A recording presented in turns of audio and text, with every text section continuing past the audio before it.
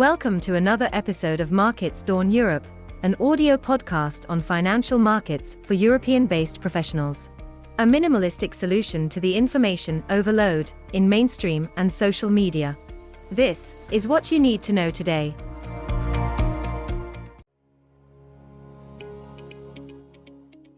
Morning. Today's global market focus is on China, following Friday's fiscal stimulus announcements and Saturday's inflation update. Asian equities are marginally lower, but Hong Kong is losing 2%. Beijing's highly awaited fiscal stimulus failed to convince markets, as the $1.4 trillion package was intended to help local governments but lacked direct stimulus. It concentrated on stabilizing the province's finances ahead of the Trump administration's expected tariffs, but was not designed to boost growth.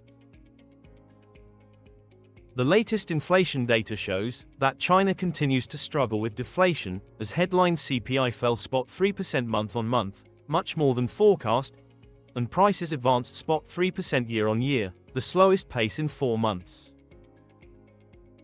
Producer prices fell 2.9% on an annual basis, deepening the deflationary scenario. The yuan has depreciated sharply since the beginning of October, to 7.18, the weakest since early August.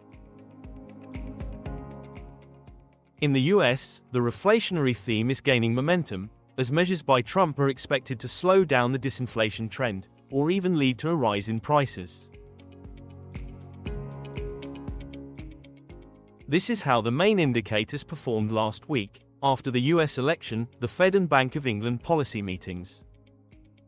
The dollar index appreciated 7% week to date, to 105 points, accumulating 6 straight weeks of gains. Bitcoin rallied 15% and is this morning trading at a new all-time high of $81,000.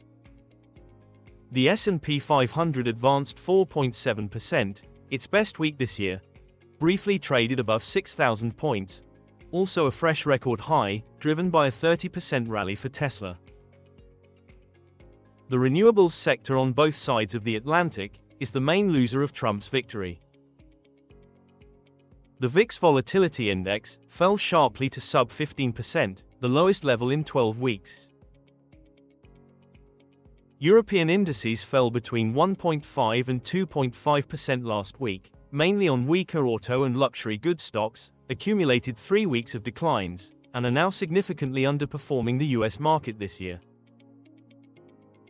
The Euro Stoxx 50 is up by 6% in 2024, while the S&P 500 rallied 26%, and the euro is 3% weaker in the same period. Benchmark bond yields had a volatile week, but finished little changed. 10-year Treasury yields fell 5 basis points to 4.21%. Bonds dropped 7 basis to 2.37%. And gilts ended the week flat at 4.44. Crude oil fell more than 2% on Friday, to close the week just 1% higher, and is trading around $73.60 this morning. In deals, BlackRock and privately held hedge fund Millennium Management are said to be exploring partnership opportunities. In IPOs, India's food and grocery delivery app, Swiggy, plans to list this week and raise $1.4 billion, with orders books oversubscribed by 3 times, in the country's second-largest equity offering this year. In credit ratings, Spain's outlook was upgraded to positive by Fitch, and Croatia was upgraded 2 notches by Moody's to single A3. 10-year Croatian bonds yield 3.26%, or 90 basis points over bonds. In data today, inflation in Norway and Denmark.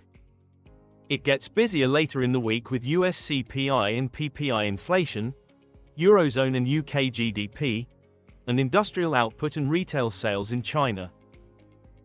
There are no Western large caps scheduled to report earnings today. Thanks for your time, see you tomorrow.